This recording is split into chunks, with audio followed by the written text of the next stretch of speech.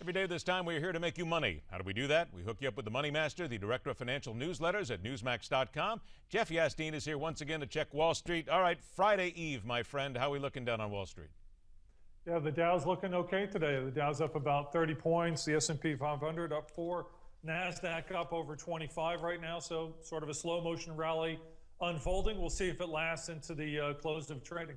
I just get a feeling it's going to last. We're just going to keep riding this wave right till Thanksgiving, then take a couple days off, and then everybody goes on vacation. So it's the way it goes. Nobody hangs out for long. You're right. I wouldn't disagree, Ed. See, we've been around. We've been covering this. You've been covering this a long time. I've watched as well. News coming up today. General Motors always thinks just when they're out of the woods. Here it comes again. The state of Arizona, a $3 billion lawsuit alleging they put the public at risk by concealing safety defects to avoid the cost of recalls. But has any of this had any real effect on GM from a stock concept? No, not really. I mean, the shares are only fractionally lower as of earlier today when I was looking at this.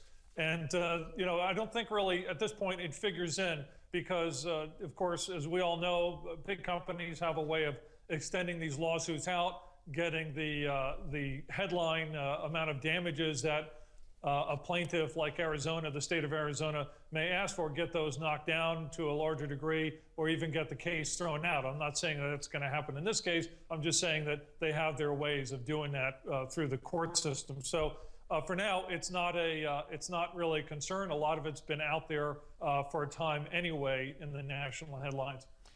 All right, so here we go on to the internet now. I love the way that all these big companies, these big moneyed companies just keep playing around and making sure that everybody has to use defaults and whatever. Yahoo strikes a 5-year deal with Mozilla, so that means now I guess that Google will go off the default now. Yahoo goes there. That's a pretty big deal because Mozilla has taken over a tremendous part of the market when it comes to actual browsers for Mac and for Windows. It does, but it's important to note this is, from what I read, it's a revenue sharing deal, which doesn't necessarily mean it's going to result in really that much money going into Yahoo's pocket, certainly. Okay. And also, it's important to note that really the growth these days is not in you know, these default browsers that come when you get your PC out of a box at the store. The growth is really on the mobile side of things. So it really remains to be seen why it's really even that important of a deal, except Yahoo can make it happen, and perhaps it'll help maintain some relevancy for them with PC users. All right, cost cutting pays off for Best Buy. They reported better than expected third quarter profits and 7 straight quarters of decline.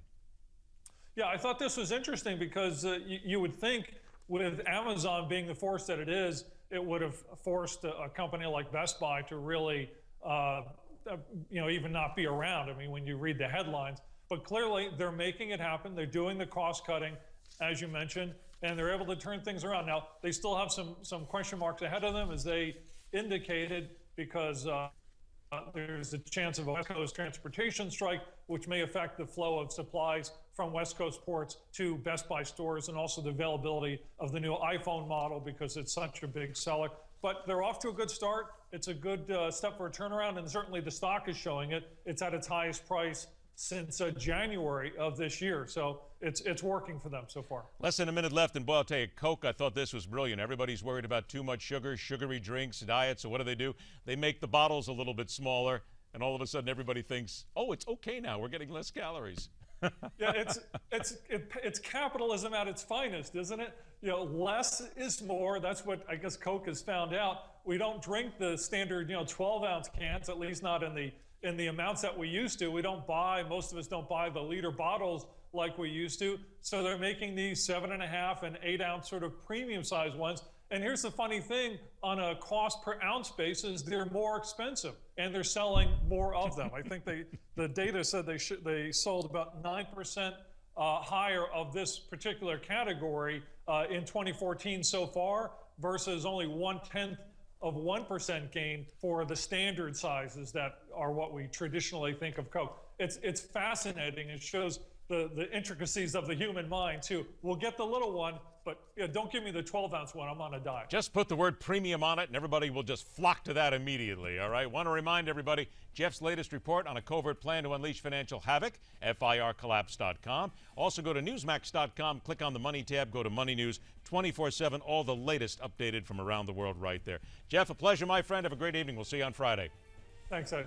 All right, after the break, it's a little discussion about, well, we'll just go ahead and leave it at that. Don't worry about it. MidPoint continues.